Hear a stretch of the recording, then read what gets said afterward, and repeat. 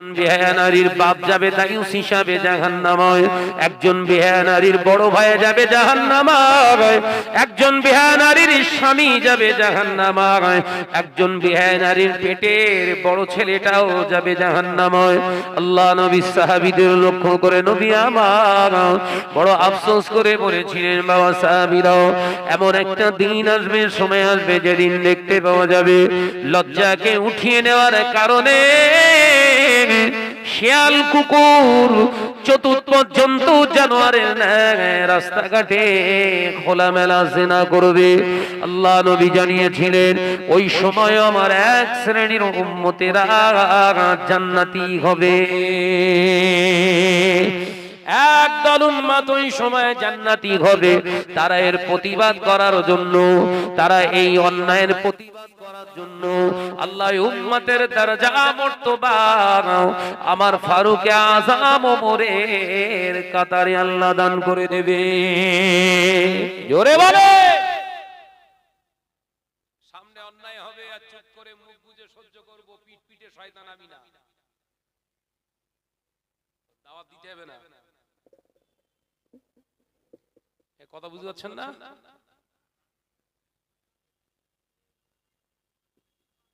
পাকাম হচ্ছে আলেম ওলামারা এলাকায় আসবে আর ঘরের নারীরা রাস্তায় হো হো করে ঘুরবে আর মজলিসে বসে তুমি সুবহানাল্লাহ ধুনবে, জান্নাত খুঁজবে। যে ঘরের মা, যে ঘরের মেয়ে, যে ঘরের বোন, যে ঘরের বিবি এই চারজন মহিলাকে হেজাবি বানাতে পারে না, ও যত বড় নামাজি হোক, যত বড় মুসল্লি সাজুক না কেন, যত বড় পীর সাজুক না কেন, ঠিকানা হবে জাহান্নাম। আল্লাহ নবী পাক জবানে জানিয়ে দিলেন, দায়ুসু লা ইয়াদখুলুল জান্নাহ, দায়ুসরা কোশ্চিনকালে বেহেশতে যাবে না। কারা জান্নাতে যাবে না?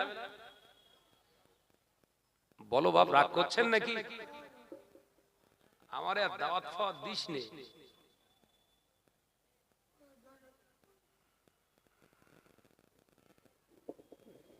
মুসলিম সমাজ কোন দিকে ছুটছে?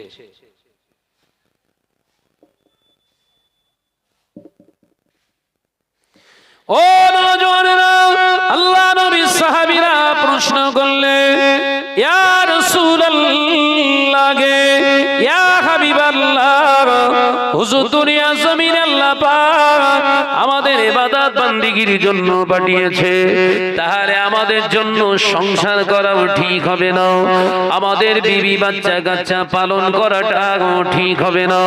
ইয়া রাসূলুল্লাহ, হাবিবাল্লাহ, চাষাবাদ করাটাও কি আমাদের জন্য জায়েজ নয়? আমাদের বিজনেস করা, ব্যবসা বাণিজ্য করাটাও হয়তো বৈধ নয়। ইয়া রাসূলুল্লাহ, হাবিবাল্লাহ, ইল্লা লিয়াবুদুন, কেবল মাত্র আল্লাহ ইবাদত বান্দিগির জন্য আল্লাহ পাঠিয়েছে, অর্থাৎ আল্লাহ জিকির আজকার, আল্লাহর ইবাদত বান্দিগি ছাড়া কিছুই জায়েজ নয়। আল্লাহ নবী মুচকি হেসে বলেছিলেন, বাবা সাহাবীরা, ও আমার সাহাবারা, আমি নবী বলছি, তোমরা কি আমায় দেখো না? আমি নবী বিবাহ করেছি, সন্তান জন্ম দিয়েছি, আমি নবী আমার সন্তানদের পালন করেছি। ও বাবা সাহাবীরা, আমি নবী বিজনেস করেছি, ব্যবসা করেছি, চাষাবাদ করেছি, রাষ্ট্র পরিচালনা করেছি, আমি নবী বন্ধু বানিয়েছি, আমি নবী শত্রু বানিয়েছি। ও আমার সাহাবীরা, আমি দিনের দাওয়াত দিই। ও আমার সাহাবীরা, দুনিয়ায় যতটুকু মানুষের দুনিয়ার জন্য প্রয়োজন আমি নবী সবটুকু ব্যবহার করেছি। আল্লাহ পাক কোরআনে জানিয়েছেন, কুল ইন কুনতুম তুহিব্বুনাল্লাহ ফাত্তাবিউনি ইহবিবকুমুল্লাহ ওয়া ইয়াগফির লাকুম যুনুবাকুম ওয়াল্লাহুর রহিম। হাবিব, আমি আল্লাহ বলছি, আপনি বলে দিন উম্মতের জন্য, আপনি নসিহত দিন। আমি আল্লাহ বলছি শুধু নামাজ পড়লে আমার প্রিয় হওয়া যাবে না, রোজা করলে শুধু পেয়ারা হওয়া যাবে না, আমার ভালোবাসা অর্জন করা যাবে না। আমি আল্লাহ আমার প্রিয় হতে গেলে শুধু হজ করা করলে হবে না, শুধু উমরা করলে হবে না। আমার হাবিব আপনি বলে দেন নামাজ রোজা হজ যাকাত চাও শুধু ইবাদত নয়, ওর মাধ্যমে আল্লাহ আমি আল্লাহকে জয় করা যাবে না। আমি আল্লাহ আমার ভালোবাসা আমার নৈকট্য হাসিল করতে গেলে ফাত্তাবিউনি ইহবিবিকুমুল্লাহ, আপনার উম্মতদেরকে জানিয়ে দিই তারা যেন আপনার অনুসরণ করে। জোরে বলেন। বিশ্বনবী দুনিয়াদারি করেছেন না করেন, এই কথা বলছেন না কেন? নামাজে যেমন নবীর ইত্তেবা ছাড়া নামাজ হয় না, রোজা করতে গেলে যেমন নবীর ইত্তেবা ছাড়া রোজা হয় না, হজ করতে গেলে যেমন নবীর ইত্তেবা ছাড়া হজ হয় না, আপনার যাকাত দিতে গেলে যেমন নবীর ইত্তেবা ছাড়া যাকাত আদায় হয় না, সংসারটা বানাতে গেলেও নবীর ইত্তেবা ছাড়া সংসার হয় না। কথা বোঝাতে পারলাম না বোধহয়? গল্প করছি না কোরআন থেকে বলছি?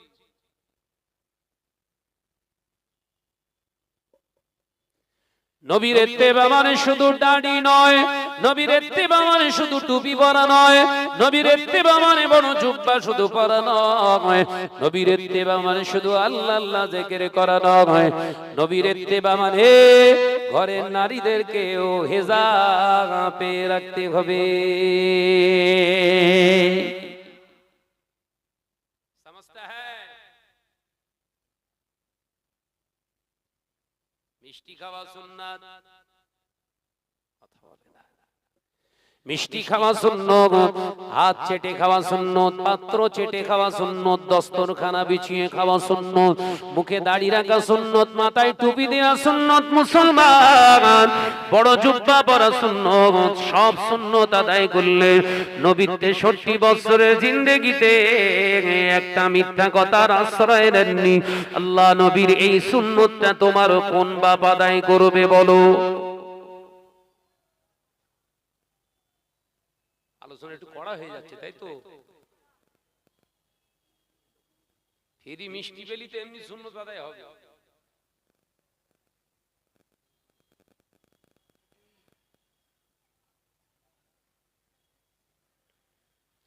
তামাম পৃথিবীর জমিনেতে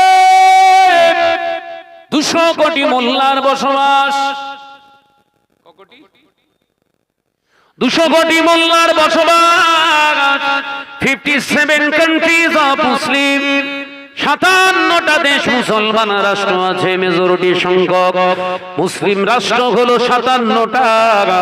57টা মুসলিম রাষ্ট্র থাকার পরে শুধু তাই নয়, তামাম পৃথিবীতে 224টা দেশ আছে। এই 224টা দেশের ভিতরে 57টা দেশে আল্লাহ যে অর্থ ধন সম্পদ, প্রাকৃতিক ধন সম্পদ প্রাচুর্য দান করেছে, কোন দেশে আমার আল্লাহ অত ধন সম্পদ দেয় না। পশ্চিমবঙ্গের জমিনে মাটি খুললে পানি বের হয়, আর আল্লাহ 57টা দেশটা খুললে, জমিন খুললে আল্লাহ তেল বার করে দেয়। আরব দুনিয়া যদি একবার হাত বন্ধ করে, আমরা তেল বেচা কেনা করব না। গোটা আরব দুনিয়া যদি বলে আমরা তেল আর বাঁচবো না, পৃথিবীর 3 অংশের 2 ভাগ, 3 ভাগের 2 ভাগ অন্ধকার আর অচল হয়ে যাবে। অথচ সেই মুসলমানদের সম্পদ নেয়ার পরে তাদের স্থান নাপাক জাতির পায়ের নিচে। মুসলমান এই পদস্খলন তোর কি করে হলো বল? এই পদস্খলন কেন হয়েছে ভাবতে হবে না? হাসির অভাব নাই, নামাজির অভাব নাই, মৌলানার অভাব নাই, কারির অভাব নাই, মুফতির অভাব নাই, মোবাল্লিগের অভাব নাই বাবাজি, আল্লাহ ওয়ালার অভাব হয়ে গেছে, আল্লাহকে ভয় করা মানুষের অভাব হয়ে গিয়েছে, রাসূলুল্লাহকে মহব্বত করা মানুষের সংখ্যা কমে গিয়েছে যার কারণে তামাম পৃথিবীর ধনী দেশের মালিক হওয়ার পরে আল্লাহর রহমত আমাদের উপরে আর সেইভাবে নয়, না থাকার কারণে আমাদেরকে খেলনা বানাচ্ছে জাতিরা। কথা বলছেন না কেন? আল্লাহ আমাদের জন্য যেগুলো হারাম করেছিল আমাদের ঘরে সেগুলো আর হারাম বলে গণ্য হয় না, সব হালাল। কথা বলে না তো, যেগুলো আল্লাহ হারাম করেছিল সেগুলো আর হারাম আছে আমাদের কাছে? ছেলেরা বাপেরা বস, সোনার মানিকের বস, বসবি নি? বসবি নি? যদি না বসিস তাহলে জানবো সারাদিন পেচ্ছাপ করে পানি দিসনি। ডাইরেক্ট হিট করা মানুষ বলো আমি, আমরা চিনিস তো তোরা। মজলিসের মতো জায়গা ছেড়ে দিয়ে দাঁড়িয়ে থাকিস কেন?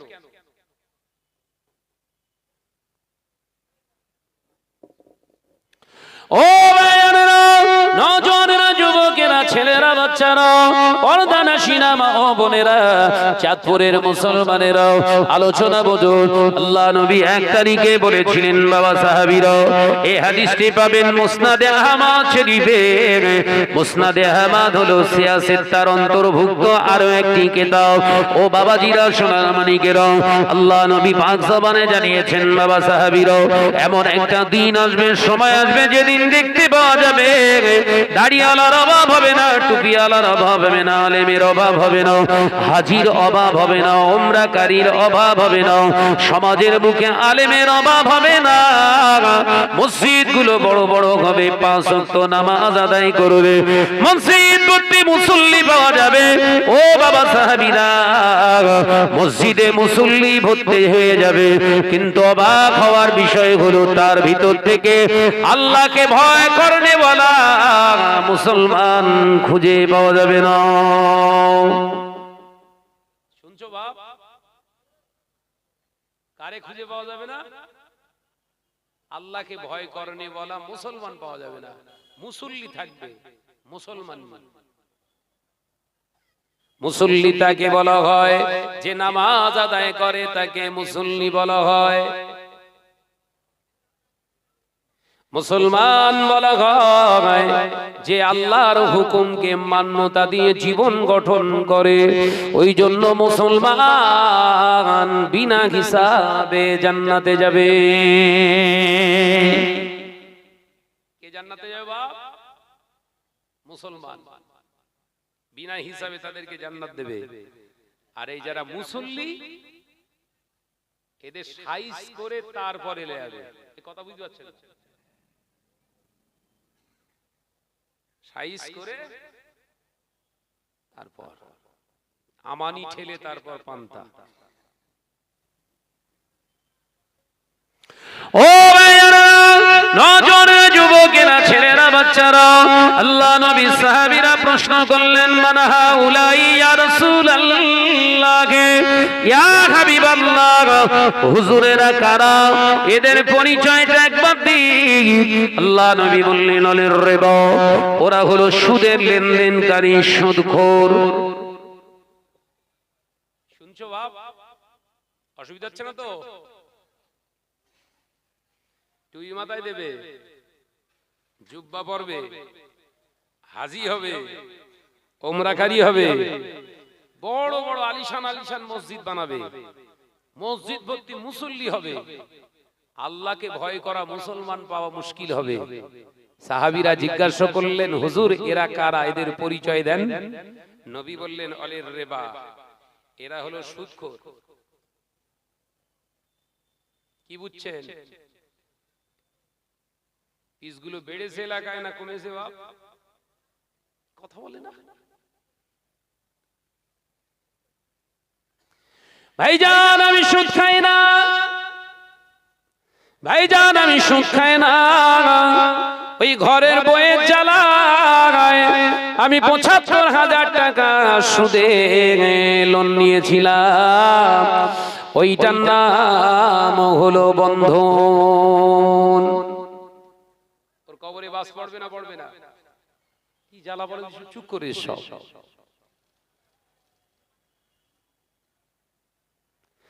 সুদ দেওয়া যেমন হারাম, সুদ নেওয়াও ততটা হারাম। সুদ দেওয়া যতটা হারাম, সুদ নেওয়া ততটা হারাম। সুদ খাওয়া যতটা হারাম, সুদ খাওয়ানো ততটাই হারাম।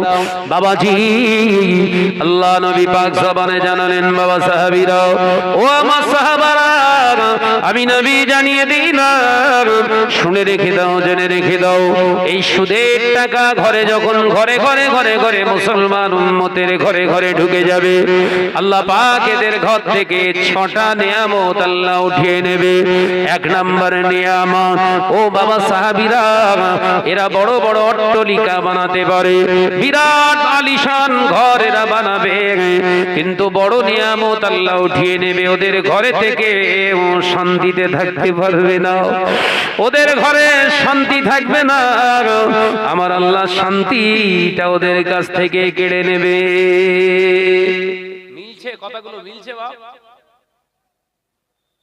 সুদের যারা কারবার করে এদের ঘরে শান্তি আছে দেখাতে পারবেন? একটা দেখালি আমি মোটামুটি ওয়াজ উইথড্র করব। কথা বুঝতে পারছেন না বোধহয়? সোমবার আসলে অথবা মঙ্গলবার আসলে কিংবা বুধবার আসলে এক একটা পাড়ায় এক একটা বার, কোন জায়গায় আবার বলে ভালো দিন হলো শুক্রবার, পুরুষেরা যাবে নামাজ পড়তে আর আমরা যাব মিটিং করতে। কি বাস পড়েছে রে বাবা!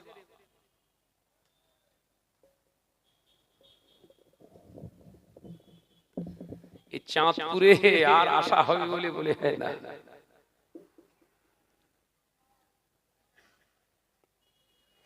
ও পর্দানাশীনা মা ও বোনেরা, আলোচনা বুঝু, কোরআন থেকে কারিমা তুলেছিলাম। ব্যবসা করাটাও হলো ইবাদত, চাষাবাদ করাটাও হলো ইবাদত, সন্তান পালন করাটাও হলো ইবাদত, সংসারে খরচা করাটাও হলো ইবাদত, পৃথিবীর জমিনে ঘোরাফেরা করবেন ওটাও হলো ইবাদত। শর্ত ওয়াহিদা, একটাই হলো শর্ত, হারামের দিকে যাওয়া যাবে না। একবার জোরে বলুন না সুবহানাল্লাহ। শর্ত কটা বলেন বলেন? একটা, হারামের দিকে যাওয়া যাবে। ব্যবসা করবেন, হালাল রাস্তায় ব্যবসা করুন। 10 টাকার মালটা 100 টাকা বেচতে পারেন, লা বাআসা জায়েজান, কোনো অসুবিধা নেই, আপনার জন্য বৈধ। শর্তুন ওয়াহিদা, লা তুকাযিব, মিথ্যে কথা বলবে না। এই কথা বুঝতে পারছেন না বোধহয়? 10 টাকার মালটা 100 টাকা বিক্রি করা যাবে, বেচার সময় বলতে পারবেন না আল্লাহর কিনে বলতেছি আমার 90 টাকা কিনা আছে। এরকম ঝাড়ে তো সব। এখন ওই রকম ব্যবসা করে এখন 500 কোটি টাকার মালিক আপনি। কত কোটি? কত কত কত? 500 কোটি টাকা। আপনি ভাবছেন 500 কোটি টাকার মালিক মানে আমার উপর বোধহয় হজ ফরজ হয়ে গেছে, যাকাত ফরজ হয়ে গেছে। আস্তাগফিরুল্লাহ, ওয়াল্লাহি তাল্লাহি বিল্লাহি, আল্লাহর কসম করে বলছি, আপনার উপরে হজ ফরজ না, আপনার উপরে যাকাত ফরজ না, আপনার উপরে কুরবানি ওয়াজিব না, আপনার জন্য ওই টাকা মসজিদে দান করা জায়েজ না। কথা বোঝাতে পারিনি বোধহয়? কত কোটি টাকার মালিক? কিন্তু সচরাচর সমাজে কি ফতোয়া মেরেছি? টাকা থাকলে হজে যেতে হবে। সারা বছর সংসার চালানোর পরে এক্সেস যদি 49,000 টাকার মতো হয়, বান্দা তোর যাকাত দিতে হবে। ইনকমপ্লিট হজ, কমপ্লিট না। এই আমল করলেই সব জাহান্নামে যাবে। বোঝাতে পারলাম না? প্রথমেই ধরার দরকার ছিল হারাম জিনিস জিনিসের উপরে কোনো আল্লাহ পাক যাকাত দেন না, যাকাত ফরজ করেন না। হারামের উপরে কোনো ইবাদত নয়, হারাম নাপাক জিনিসের উপরে যেমন কোনো ইবাদত ফরজ হয় না। গা নাপাক আছে, শরীর নাপাক আছে, আপনি নামাজ আদায় করতে পারবেন না। নামাজ আদায় করতে গেলে প্রথম শর্ত হলো ঈমান, দ্বিতীয় শর্ত হলো শরীর পাক। সুবহানাল্লাহ বললেন না? প্রথম শর্ত কি? ঈমান। দ্বিতীয় শর্ত শরীর পাক। এইবারে পাকের আপনি মনে করছেন ধুয়ে ফেললি বোধহয় পাক না, ফাত্তাবিউনির রাসূল, নবী যেভাবে ধুয়েছে ওইভাবে ধোয়া লাগবে। সুবহানাল্লাহ, এই জোরে হবে না? শর্ত কি? ফাত্তাবিউনির রাসূল, আমার নবী যেভাবে ধুয়েছে ওইভাবে ধুতে হবে। একবার জোরে বলুন। আপনি ভাবছেন পুকুরি নেবে 10-12টা ডুব মেরে দেবো, হয়ে যাবে? হবে? গোসল যদি ফরজ হয়, ওই ফরজ গোসল করতে গেলে আরো 3টি ফরজ আদায় করতে হয়। গোসলের ফরজ কয়টা? জোরে বল না রে বাবা। এক মুরব্বি উঠে বলতে 14টা। জমনের গোসল করবে ওদায়। গোসলের ফরজ কয়টা বাপ? 1 নাম্বার ফরজ হলো মুখে পানি দিয়ে গলগলা করতে হবে। একবার গলগলা করা হলো ফরজ। আল্লাহ নবী বললেন একবার করলে হয়তো সন্দেহ থেকে যেতে পারে, তাই আমি রাসূলুল্লাহ সাল্লাল্লাহু আলাইহি ওয়াসাল্লাম 3 বার গলগলা করেছি। 3 বার করলে লা শাক্কা ফি, কোনো সন্দেহ নাই। সন্দেহ নাই যেখানে ইবাদত হয় সেখানে। কেন সুন্নতের পৈরবি করব আমরা? এই জন্য রাসূলের পৈরবি করব। রাসূল আছে যেখানে সন্দেহ নাই। আল্লাহু আকবার। দ্বিতীয় নাম্বার ফরজ, নাকের শক্ত অংশ পর্যন্ত পানি পৌঁছাও। একবার নাকের শক্ত অংশ হাড্ডি পর্যন্ত পানি পৌঁছানো হলো তোমার জন্য ফরজ। আল্লাহ নবী বললেন একবার পানি মারলে, আল্লাহ নাকের ভিতরে অনেক পশম দিয়েছে, আল্লাহ পশম দিয়েছে আমাদের অক্সিজেনটা ফিল্টার করার জন্য। আল্লাহ পাক নাকেতে আল্লাহ জালি হিসাবে আমাদেরকে পশম দান করেছে। তাই তুমি নাকে একবার পানি মারলে হয়তো সব পশমের গোড়াটা ভিজবে না। তাই আমি রাসূলুল্লাহ একবার পানি মেরে আপনার কড়ি আঙুল আর বুড়ো আঙুল দিয়ে ভালো করে কষড়ে ভালো করে পানিটা চতুর্দিকে করে আরো 2 বার দিয়ে ধুয়ে ফেলি। লা শাক্কা ফি, কোনো সন্দেহ নাই, এখন তোমার দ্বিতীয় ফরজ আদায় হয়েছে। কি নবী আমরা পেয়েছিলাম! হাতে রহমত পেয়ে কদর নেই, এমনি পেয়েছি তো। এমনি দিলে এমনি কদর থাকে না, জানেন তো। মাল্লাও যত্ন করে তুলে রাখে। ও নজরেরা, মুরব্বিয়ান গণেরা, চাঁদপুরের মুসলমানেরা, আল্লাহ নবী জানিয়ে দিলেন তৃতীয় নাম্বার গোসলের ফরজ হলো মাথার তালু থেকে পায়ের তালুর নিচ পর্যন্ত এমন ভাবে একবার ধৌত করা, এমন ভাবে একবার ধৌত করা যেন গোটা শরীরের একটি লোমের গোড়াও যেন অসম্পূর্ণ না থাকে, অর্থাৎ পরিপূর্ণ ভাবে গোটা চেহারাটাকে একবার ধৌত করা হলো ফরজ। আল্লাহ বললেন পুকুরে নয়, তুমি বালতি কেটে বদনা কেটে মগ কেটে গোসল করো। তাই আমি রাসূলুল্লাহ 3 বার করে ধুয়েছি। এই 3 বার করে ধোয়াটা আমার সুন্নাত। এই জন্য সুন্নাত, এই শরীরের সমস্ত নাপাকগুলোকে তুমি দূর করতে পেরেছো। এবার তুমি নামাজে দাঁড়াতে চাইলে হবে না, নামাজ আপনার হবে না।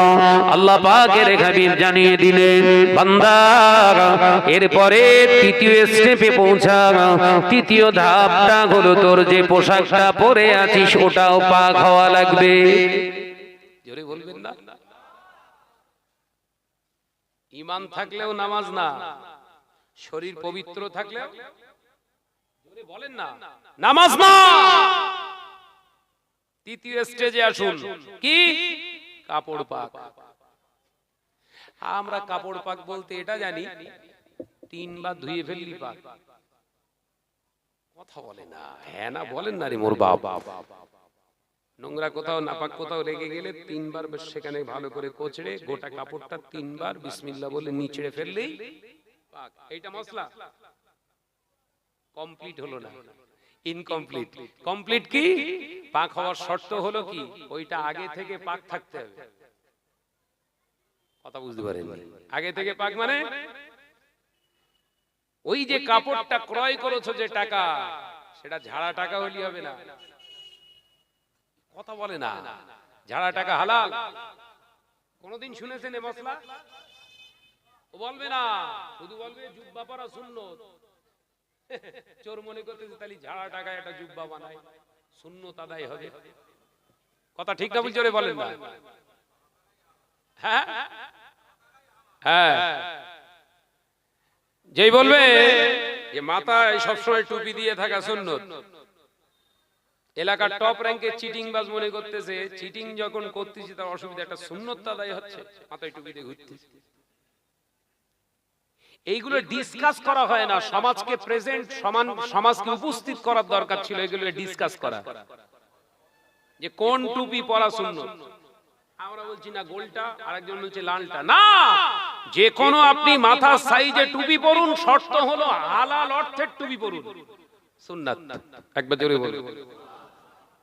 এই যে মশলা কোথা থেকে ঘুরেছে? আপনি চকচকে ঝকঝকে বেশ মারাত্মক একটা যন্ত্র খেটিয়ে ফেলেছেন মাথায়, মনে করতেছেন সুন্নতের গোষ্ঠী উদ্ধার করতে হবে। একদম কথা বুঝতে পারছেন?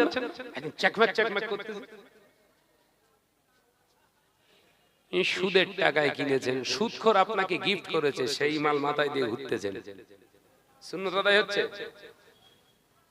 বলেন না।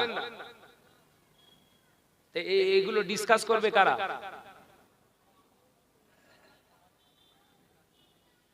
আসবো 2 ঘন্টা, একটা এমন কাহিনী ধরবো 2 ঘন্টায়ও কুলবে না, আরো 8 ঘন্টা দিলি ভালো হয়। ভুল বলতিস নাকি?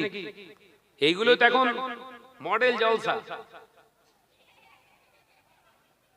শরিয়াতের ভাষাগুলোকে নিয়ে একটু ডিসকাস করব। সমাজকে, এই সাধারণ আপামর জনসাধারণ মানুষগুলো বোঝে না, এদেরকে একটু বোঝাবো আমার মাতৃভাষায়। আরবি বলার দরকার নেই তো তোর, শরিয়াতের ভাষাটা তোর ভাষাতে, তোর ল্যাঙ্গুয়েজে সমাজকে বোঝা। একটা মানুষ যদি শরিয়াতটা সঠিকভাবে মূল্যায়ন করতে শেখে তোর দ্বারা, ওটাই হলো তোর নাজাতের ওসিলা। একবার জোরে বলুন। এসে পৃষ্ঠার পর পৃষ্ঠা কোরআন শরীফ, পৃষ্ঠার পর পৃষ্ঠা হাদিস শরীফের ইবারত ভেড় ভেড় করে পড়ে দিলুম। আবার মুখস্থ নেই বলে মোবাইল দেখে চালাচ্ছে, চালাক, অসুবিধে নেই। কিন্তু একটা হাদিস পড়ে যদি তার ডিসকাস করার ক্ষমতা না থাকে, ও হাদিস বলে কি হবে? কথা বুঝতে পারছেন না? বলে দিল আল্লাহ বলেছে নামাজকে প্রতিষ্ঠিত করতে, ওয়াকিমুস সালাহ, তোমরা নামাজকে প্রতিষ্ঠিত করো। হয়ে গেছে? প্রতিষ্ঠিত করা কাকে বলে বিশ্লেষণ করতে হবে না?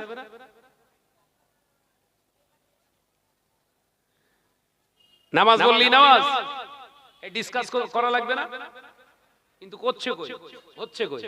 আর না হওয়ার কারণে, না করার কারণে ঘরের ছেলেরা পাঞ্জাবি পরছে সাদা ধবধবে, কিন্তু ওই এলাকার নেতার দেওয়া। কথা বলছে না কেন? নেতার বাপের জমি বিক্রি করে পাঞ্জাবি দিয়েছে। পার্টি কালারের আলোচনা করছি না, ভাববেন না যে ভাইজান পার্টি করছে। ঈমান বাঁচানোর আলোচনা করছি। ইবাদত বাঁচাবেন কি করে শিখিয়ে দেখে যাচ্ছি। আমি পার্টি লেভেলে থাকি না, ওগুলো পছন্দ করি না। রাজনীতি করা সুন্নাত। কোন রাজনীতি? ঝেড়ে খাওয়া রাজনীতি না। কথা বুঝতে পারছেন না নাকি? রাজনীতি করা কি? জোরে বলেন। রাসূলের সুন্নাত, বিশ্বনবীর সুন্নাত, সাহাবায়ে কেরামদের সুন্নাত। রাজনীতি করা সুন্নাত, এতে কোনো দ্বিমত নেই। অবশ্যই রাজনীতি করতে হবে। রাজনীতি করতে গেলে মিথ্যে কথা বলা যাবে না, পরনিন্দা করা যাবে না, পরের মাল আত্মসাৎ করা যাবে না, হারামকে জড়িয়ে ধরা যাবে না। এইগুলো হচ্ছে রাসূলুল্লাহর সুন্নাত। যদি এরকম পারেন রাজনীতি করেন। কথা বুঝতে পারছেন না? নবী যদি রাজনীতি না করবেন দেশ শাসন করেছিলেন কি করে? কথা বলছেন দেখেন, রাসূলুল্লাহ যখন রাষ্ট্র শাসন করেছে, ইহুদিরাও তো সেই রাষ্ট্রে বসবাস করেছে, করেছে না করেনি? কিন্তু বিশ্বনবী বলেছে, ইহুদিরা তোমাদের যখন অনুষ্ঠান হবে আমি রাসূলুল্লাহ গিয়ে ফিতে কাটবো। কি জ্বালা বলেন। এই আদর্শ নবীর। তারা তাদের ধর্ম পালন করবে, তাদের অনুষ্ঠান আচার সব ব্যবহার করবে, গাইডনেস করব আমরা, কারণ তাদের ধর্মের কোনো যেন আঘাত না লাগে। এটার নাম হচ্ছে সম্প্রীতি। একবার জোরে বলো। ভাইয়ের ঢোল বাজানো ধর্ম, আমি কি ঢোল বাজাচ্ছি, এটা সম্প্রীতি হলো না? ও ধর্মকে হস্তক্ষেপ করছি, ধর্মকে তো অপমান করছি। অসুবিধা হচ্ছে বাপ? আমি কি তৈরি করে বলছি না হাকিকাত? ওই জন্য এই প্ল্যাটফর্মে আমি থাকি না। আমার প্ল্যাটফর্ম যেটা আল্লাহ দিয়েছে, আলহামদুলিল্লাহ, আল্লাহ শুকর। তবে হক কথা কিন্তু ছাড়বো না। কথা ঠিক না? বল জোরে বলে। আলোচনায় ফিরে আসুন। তাহলে ঈমান কমপ্লিট, শরীর কমপ্লিট, এবার লেবাসটা কমপ্লিট লাগবে। কমপ্লিট মানে হালাল। হালালের মধ্য থেকে পাক পবিত্রতা তৈরি হয়। এখন পোশাকটা তৈরি করতে গেলে হালাল টাকার করতে হবে।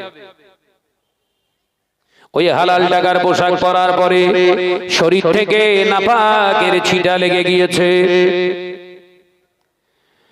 পোশাকে আমার পায়খানা পেশাবের ছিটা, নাপাকের ছিটা লেগে গিয়েছে। একটি হলো নাপাকে গালিজা, আর একটা হলো নাপাকে খাফিফা। দুই ধরনের নাপাক হয়, একটা সাধারণতম নাপাক, আর একটা হলো কঠিনতম নাপাক। ও বাবাজি, কঠিনতম নাপাক হলো শরীর থেকে বীর্য বার হওয়া।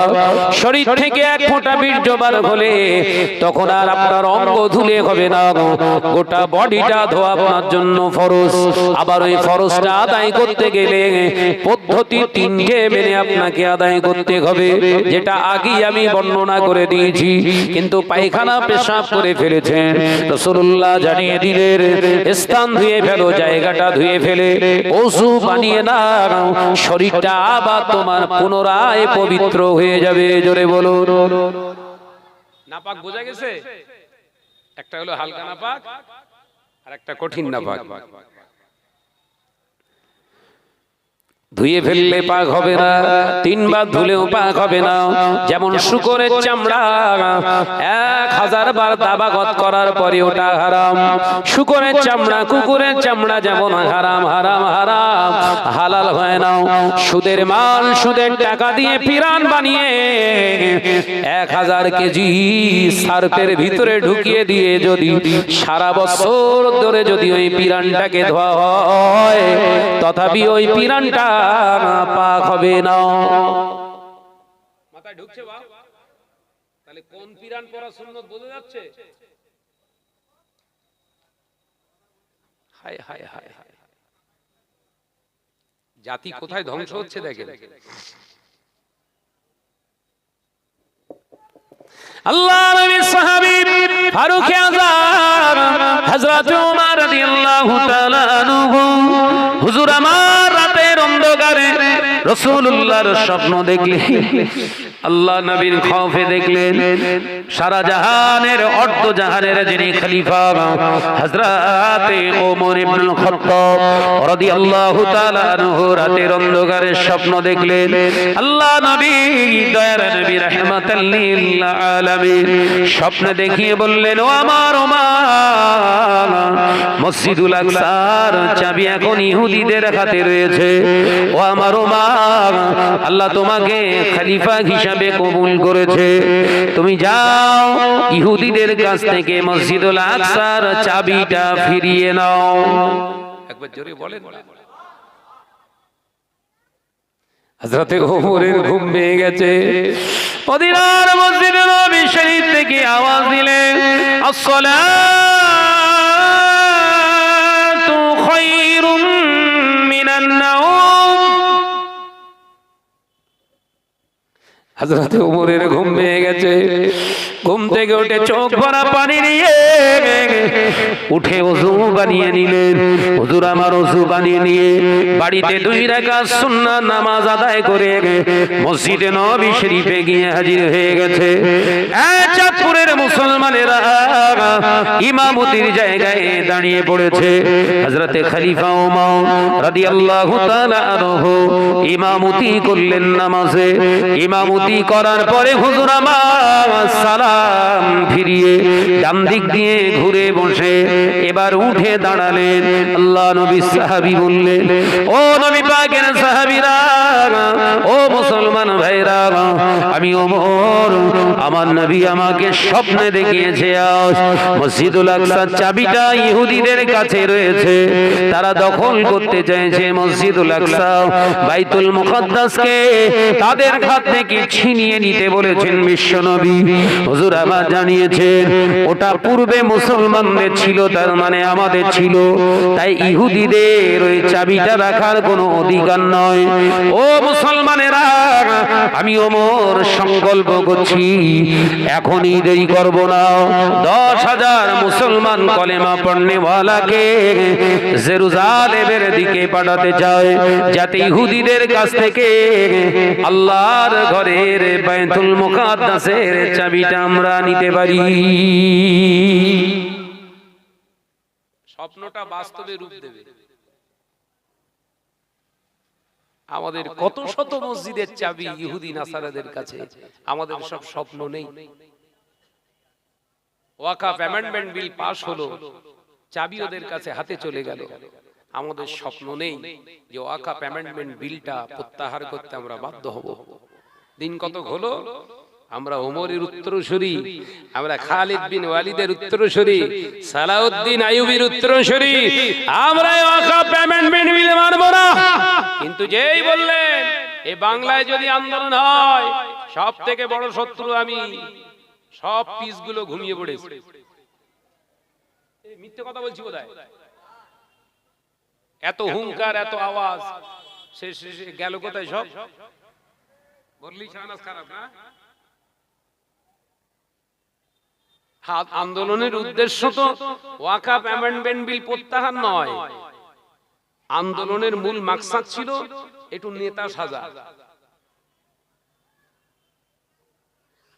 শাহনাজের ডাকে ঘটকপুকুর, শাহনাজের ডাকে আপনার জীবনতলা, শাহনাজের ডাকে আপনার এমনি করে মিনাখা, চতুর্দিকে আন্দোলন হবে, হাজার হাজার লক্ষ লক্ষ লোক জমা হবে। সরকারের দৃষ্টি পড়বে আমার দিকে, যে শাহনাজ হাত উঁচু করলে সবাই শাহনাজের ডাকে আসে, তার মানে একটা পাওয়ার আছে, একটা পদ দেই। মাথায় ঢোকে না বোধহয়? যেই পেয়ে গেছে সালাউদ্দিন আইয়ুবী এবার ঘুমোচ্ছে, তার মানে ওয়াকাফ অ্যামেন্ডমেন্ট বিল প্রত্যাহার হয়ে গেছে, তাই তো? ঘুমগিরস্ত সব কথা বলে না, হ্যাঁ, এই সব ঘুমোচ্ছে, শীত ঘুমে চলে গেছে। ওই একবার হুঙ্কার দিয়েছে, এখানে আন্দোলন হলে আমি হব প্রথম শত্রু। হুজুর বলছে জাগিয়ে যা হওয়ার হয়ে গেছে, সব ঠিক আছে। হযরত ওমর স্বপ্ন দেখছে মসজিদুল আকসার চাবিটা ইহুদিদের কাছে। এই ওমর, ওদের কাছ থেকে চাবিটা নাও, কারণ ওই মসজিদটা আমাদের। একবার জোরে বলুন, জোরে হবে না? ফজরের নামাজ আদায় করে মুসলমান 10,000 সৈন্যদেরকে এক জায়গায় করছে, আর কমান্ডার বানাচ্ছে কে? কমান্ডার কে হবে? খালিদ বিন ওয়ালিদ। তোমাকেই আমি ওমর নির্বাচিত করছি, তুমি হলে 10,000 সৈনিকের কমান্ডার। একবার জোরে বলুন। ঈমান থাকলে তারপর তো আন্দোলন, ঈমান তো চিয়ারে। কি জ্বালা বলেন? ঈমান কোথায়? চিয়ারে। চিয়ার দাও, বসে পুরো বসিয়ে দেবো ঈমান।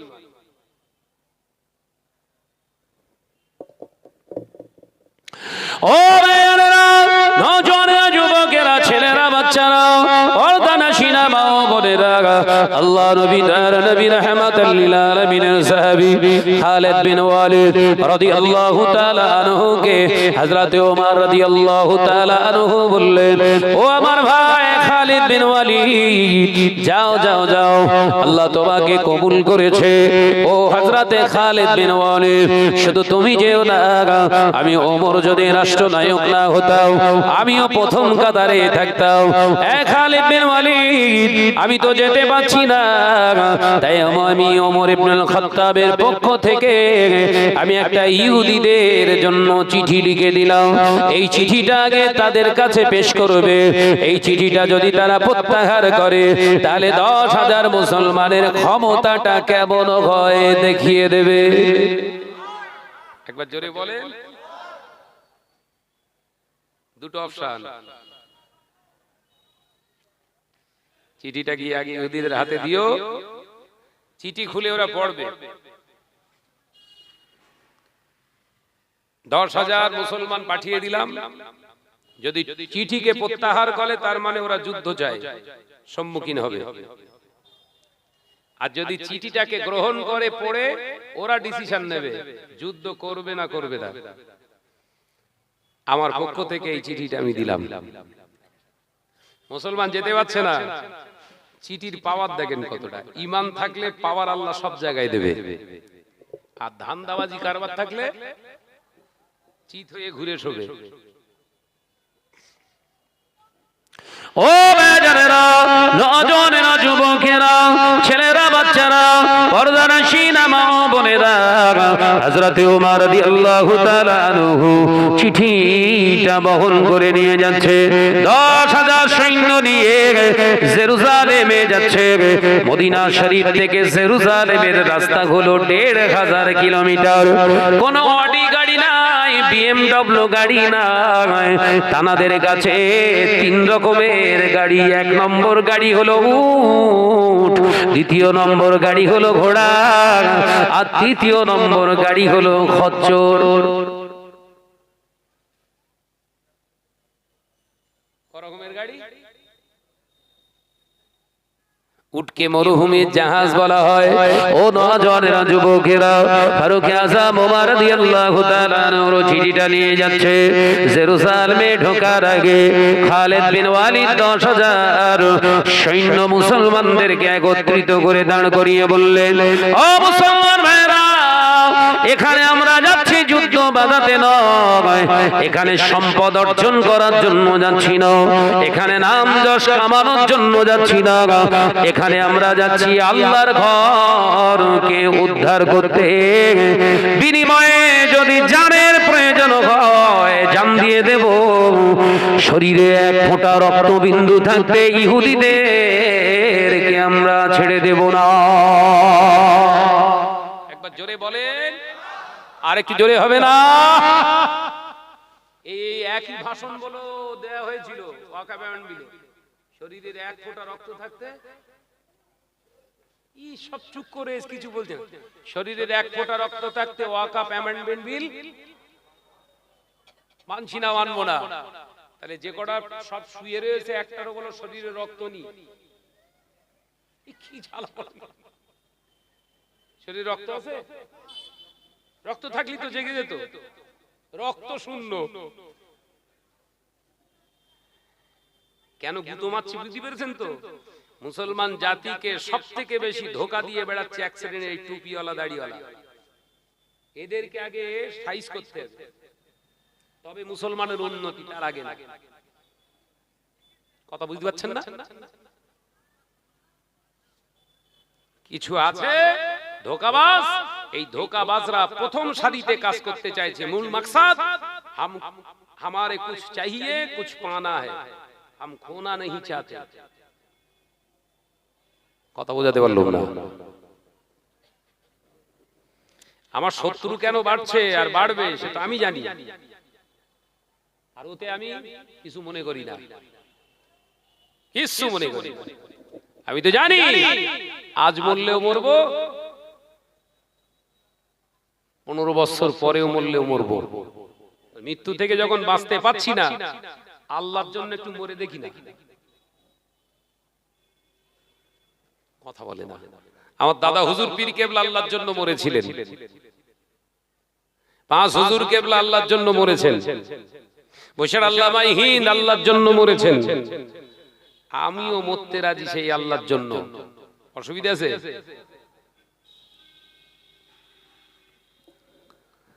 ভাইরা মা, জেরুজালেমে ঢুকছে মুসলমান সৈনিকেরা। খালিদ বিন ওয়ালিদ বললেন, তলোয়ার যেমন খাপের ভিতরে আছে ওইরকম খাপের ভিতরেই থাকবে, খাপ থেকে কেউ তলোয়ার বার করবে না। একবার জোরে বলুন না। ইসলাম আমাদের শান্তি শেখায়, ইসলাম মানে শান্তি। আমরা যেচে কারুর উপরে আক্রমণ চালাতে পারি না। এটা হলো রাসূলুল্লাহর আদর্শের খেলাফ, ইসলামের খেলাফ। এটা আমরা কখনো করতে পারি না। তাই খাপের ভিতরে কোন রুদ্ধ তলোয়ারটাই থাকবে। ও মুসলমান ভাইরা, গোটা জেরুজালেমটা ঘিরে ফেলো। আল্লাহ নবী সাহাবীরা 10,000 সাহাবায়ে কেরাম মুসলমানেরা গোটা জেরুজালেমটা ঘিরে ফেলেছে। এমন যুবকেরা খালিদ বিন ওয়ালিদ রাদিয়াল্লাহু তাআলা আনহু চিঠিটা একজন মারফতে হাত দিয়ে হুজুর পাঠিয়ে দিলেন ইহুদিদের কাছে, ইহুদিদের লিডারের কাছে। আর এটাও বলে দিলেন, বলে দাও ইহুদির লিডারকে বলে দিও, শোনো আমরা মুসলমান একজন দুজন আসিনি, 10,000 মুসলমান এসেছি। গোটা জেরুজালেমটা আমাদের ঘিরে রাখা আছে। এই নিন চিঠি নিন, আমাদের খলিফা আমাদের নেতাদের তরফ থেকে দেয়া হয়েছে। হযরতে ওমর রাদিয়াল্লাহু তাআলা আনহুর দূত গিয়ে চিঠি দিলেন ইহুদির কাছে। ইহুদি লিডার চিঠিটাকে খুলে যখন পড়ছে, থরথর করে হযরতে ওমরের চিঠিটা পড়তে পড়তে কাঁপ শুরু হয়ে গেছে। ঈমান এমন পাওয়ার না, ও চিঠি দিলেও কাজ হবে। ঈমানের তেজ আল্লাহ এত দিয়েছে। আল্লাহ নবীর সাহাবী খালিদ বিন ওয়ালিদ রাদিয়াল্লাহু তাআলা আনহু তাবুতে হুজুর দাঁড়িয়ে রইলেন, অপেক্ষা মা ইন্তজার। হঠাৎ দেখতে পাওয়া যায় ইহুদিটা চিঠিটা হাতে নিয়ে থরথর করে কাঁপছে। আর মুসলমান যিনি চিঠি বহন করে এনেছিলেন, ইহুদি বলতে লাগলেন, ভাইজান ও মুসলমানেরা, এর ভিতরে লিখেছে, এর ভিতরে লেখা হয়েছে, দুটো অপশন দেয়া হয়েছে, হয় 10,000 সম্মুখীন হন, অথবা বিনা দ্বন্দ্বে, বিনা প্রতিদ্বন্দ্বিতায়, বিনা যুদ্ধে। আর এই মসজিদুল আকসার চাবিটা হস্তান্তর করো। কোনটা অপশন তুমি চাও চুজ করো, তুমি আমাদের চুজ করতে বলা হয়েছে। আর নিচে যিনি সিগনেচার করলেন, ইতি আমি ওমর ইবনুল খাত্তাব। জোরে বলুন সুবহানাল্লাহ। তাই আমরা চিঠি পড়ে বুঝতে পারছি এটা সাধারণ কোনো মুসলমানের চিঠি নয়, এটা পাওয়ারওয়ালা মুসলমানের চিঠি। এই পাওয়ারওয়ালা মুসলমানের চিঠিটাকে আমরা মান্যতা দিয়ে ঘোষণা দিচ্ছি, আমরা যুদ্ধ চাই না, রক্তপাত চাই না, বিনা রক্তে আমরা মসজিদুল আকসার চাবিটা মুসলমানদের হাতে দিতে চাই।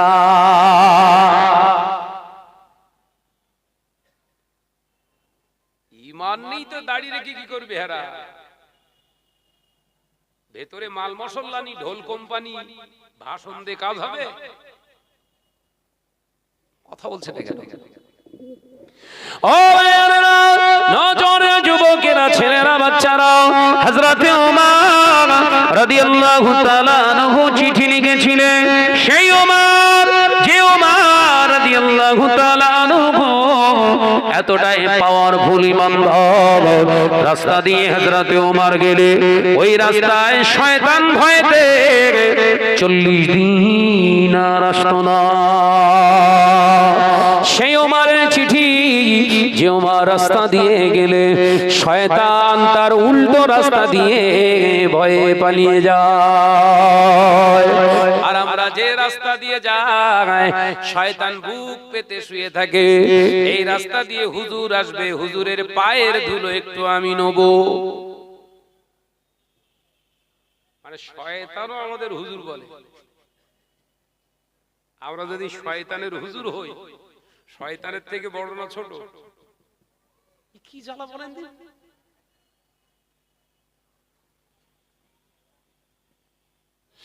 ও নজনেরা, মুরব্বিয়ানগণেরা, ছেলেরা, বাচ্চারা, পর্দানশীনা মা ও বোনেরা, ইহুদি বললেন তবে আমাদের একটা আবেদন আছে, আবদার আছে। ইহুদিদের আবদার কি আবদার? আমাদের আবদার হলো জানার পক্ষ থেকে এই চিঠিটা দেয়া হয়েছে, আমরা ইহুদিরা চাই তার হাতেই আমরা চাবিটা তুলে দেব। অর্থাৎ ওমর ইবনুল খাত্তাবকে জেরুজালেমে স্বাগতম জানায়, তানাকে এখানে আসতে বলুন, তানাকে আমরা নিজে হাতে করে চাবি দিয়ে দেব, আর একটু অরিজিনাল মুসলমানকেও একটু দেখে নেব।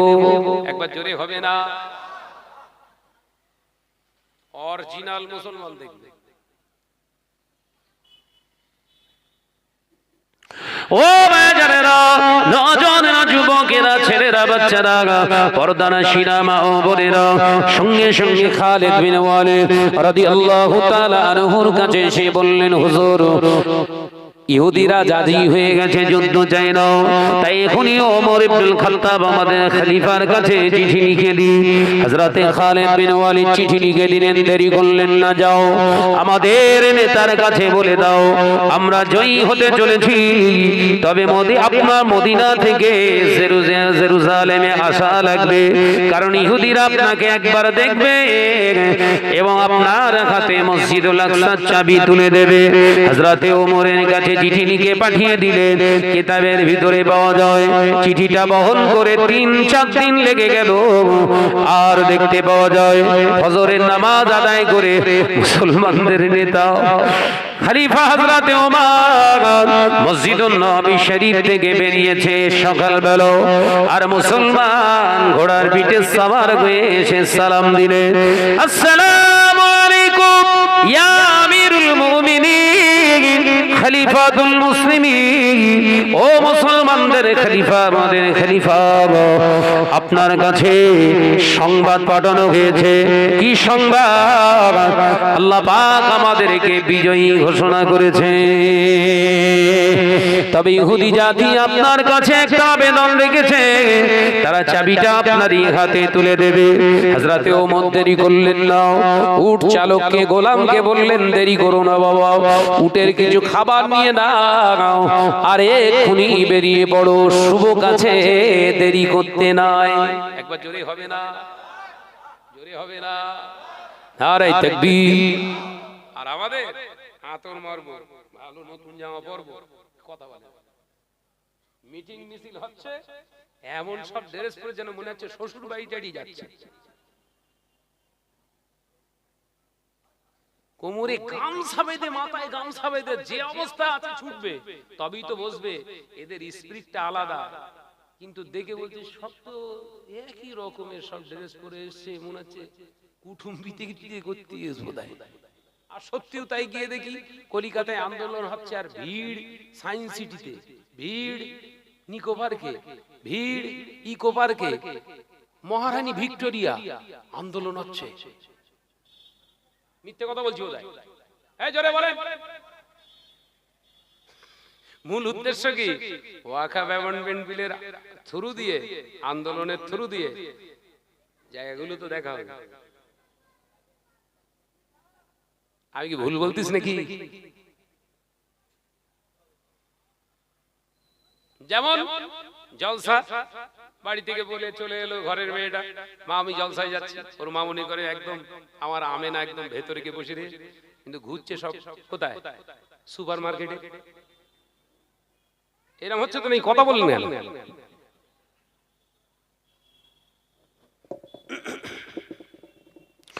ও বাজারেরা, নজনেরা, যুবকেরা, ছেলেরা, বাচ্চারা, পর্দানশীনা মা ও বোনেরা, আল্লাহ নবী সাহাবী ফারুক আযম ওমর রাদিয়াল্লাহু তাআলা আনহু ফজরের নামাজ আদায় করতে এসেছিলেন যে ড্রেসে কিতাবের ভিতরে পাওয়া যায়, ওই লেবাসে, ওই পিরানে একটা দুটো তালি নয়, 70টা তালি দেওয়া আছে। চলো বেরিয়ে চলো। হযরতে ওমর উট নিয়ে বেরিয়ে বেরিয়ে পড়েছে। কিছু মুসলমান সৈন্য এসে সামনে দাঁড়িয়ে বললেন, হুজুর আপনি এইভাবে একা যাবেন না, আমরা আপনার সঙ্গে যাব, গাইড দিয়ে যাব, আপনার পাহারাদার হিসাবে যাব। হযরত ফারুক আযম হযরত ওমর রাদিয়াল্লাহু তাআলা আনহু লাল হয়ে গেলেন রেগে। এই মুসলমান ভাইরা, এর দ্বারা প্রমাণ করছে আল্লাহর কোরআনের বিধান দিয়ে, আল্লাহর বিধান দিয়ে আমি রাষ্ট্র পরিচালনা করি না। আমি ওমর খলিফা পদে বসার পর থেকে আল্লাহর কোরআন ছাড়া আমি নিজের তৈরি করা বিধান কিছু চালু করিনি। সবই আল্লাহর কোরআন দ্বারা সমান সম্পূর্ণ হয়। আজকে আমার তোমরা গাইড দিচ্ছ মানে আমি অন্যায় রাস্তায় চালনা হচ্ছি, তাই আমাকে বাঁচানোর জন্য তোমরা আমার ঢাল হিসাবে নিজেদেরকে তৈরি করছো না। আমি ওমর ওটা চাই না। বিশ্বাস, আমি যদি আল্লাহর বিধানকে সত্যি জমিনের উপরে আমি চালনা করে থাকি, আমার এই ঈমান আছে, আমার হেফাজতের মালিকও আমার আল্লাহ। একবার জোরে হয় না তো? আমার গার্ড দরকার নাই। আর আমাদের নেতারা কি ভালো নেতা, কিন্তু সামনে 3টে গাড়ি, পেছনে 3টে, ও মাঝখানটায় বসে, তাও আর কালো কাঁচ। কারণ কি ভাই? কি জ্বালা বলেন? সামনে আবার একটা লাল লাইট, কথা বলছেন না কেন? পেছনে আবার একটা নীল লাইট, তার মানে আওয়াজ দিচ্ছে সরে যা, হারামখোর যাচ্ছে। অসুবিধা হচ্ছে নাকি? পেছনের নীল লাইটটা, ব্লু লাইটটা বলছে সরে যা, চোর যাচ্ছে, বলো চোর। যে নেতা হবে তার আবার গাইড লাগে? গার্ড লাগে? নিশ্চয়ই দুনিয়ায় রাহাজানি করেছো, তোমার অত ভয়। ওমর কি বলছে? আমি তো খলিফা, রাষ্ট্রনায়ক, তা আল্লাহর সংবিধান দিয়ে যদি রাষ্ট্র চালনা করি, আমার গার্ড কিসের দরকার? আমি তো ঝেড়ে খাইনি। কথা বলে না। অন্যায় ভাবে কারোর উপরে জুলুম করিনি, তাহলে এই ভয়টা তো আমার নেই। আমার ভিতরে কোনো দুর্বলতা নেই, অর্থাৎ গার্ডের দরকার নাই। জমিন আল্লাহর, সংবিধান আল্লাহর, হেফাজতের মালিক আল্লাহ। একবার জোরে বলো, হ্যাঁ জোরে বলো না সুবহানাল্লাহ। নেতাগিরি করো, ওই জন্য বলি এখন নেতা কম, লেতা বেশি। কথা বলে না। নেতা কম, লেতা বেশি। লেতা মানে শুধু ঝাড়ে। 6 ফুটের রাস্তা 4.5 ফুট হয়ে 1.5 ফুট ঝেড়ে দে। ওই জন্য ওদেরকে নেতা বলি না আমি, লেতা শুধু লেয়। কথা বলে না, ভুল হয়ে গেল বোধহয়। অসুবিধা হচ্ছে? আবার হুমকি টুমকি আসবে নাকি রে ভাই? হ্যাঁ, ওই একজন হুমকি দিচ্ছিল চিনে পুকুর, আমি দাঁড়া, আমি যাচ্ছি। কত বুঝতে পারছেন না? কত হুমকিদার হয়েছিস তুই, ওখানে দাঁড়া, আমি যাচ্ছি। এসে দাঁড়িয়ে রয়েছি, চায়ের দোকানকে বললো এটা চা দাও, খাই, আসবে। আমি ভাই ওসব ডোন্ট কেয়ার, কিছুই মনে করি না। আমি জানি দুনিয়া থেকে আমাকে একদিন চলে যেতে হবে, তবে মৃত্যুটা যদি আল্লাহ লিখে রেখে থাকে যে জায়গায়, ঠিক সেই জায়গায় হবে। ও ভয় ডর আমার ভিতরে নেই। শরিয়াতের রাস্তায়, দিনের রাস্তায়, হকের রাস্তায় চলবো। যেখানেই মরি সাথে সাথে আল্লাহর দিদার নসিব হবে। একবার জোরে বলো, হ্যাঁ জোরে হবে না? যেখানেই মরবো সেখানেই দিদার। আমার ভয় কিসে? মেরে ধরে খাচ্ছি নাকি? কে বলতে পারবে আমার কাছে ঝেড়ে খেয়েছে না? হিম্মত নি কারো, তো টেনশন কিসে? কথা বুঝে না। হযরত ওমর গায়ে পিরান পরে আছে, কড়াতালি। বলো বাপ, জোরে বলো। 70টা তালি দেওয়া পোশাক পরে যাচ্ছে, গার্ড দরকার নেই। হযরত ওমর উটের পিঠে সওয়ার হয়েছে, উটের লাগাম ধরে উটের চালক গোলামটা টুক টুক করে বেরিয়ে যায়। যুবকেরা, সূর্য উঠেছে, বাড়ি গরম হয়েছে, পাথর গরম হয়েছে, আরব দুনিয়ায় মাটি কম পাথর বেশি। ও নজনেরা মুরব্বিয়ান গণেরা, শুনে রেখে দিন, জেনে রেখে দিন, গরম বালুরা সেই পাথরের উপরে হেঁটে হেঁটে যায়। উটের যেমন কষ্ট হয় তার থেকে 3 গুণ কষ্ট হয় মানুষের। সমস্ত গা দিয়ে ঘাম ঝরছে, উট চালকের সমস্ত দেহ থেকে ঘাম ঝরছে। পিছন দিক থেকে হযরত ওমর উটের পিঠ থেকে দেখতে পেয়ে আওয়াজ দিলেন, হে আল্লাহর বান্দা, উট চালক দাঁড়াও। কেন হুজুর? রে রাখুন। হযরত ওমরের কথা শুনে রেখে দিলেন উট। হযরত ওমর উপর থেকে ঝাঁপ কেটে নিচে এসেছে। নিচে এসে বললেন, সমস্ত গা ঘেমে গিয়েছে, শরীর দুর্বল হয়ে যাবে, খবরদার আর এক পা এগোবে নাও। এখন তুমি ওপরে যাও, তুমি এখন ওপরে রেস্ট নেবে, আর উটের লাগাম ধরে আমি ওমর নিয়ে যাব।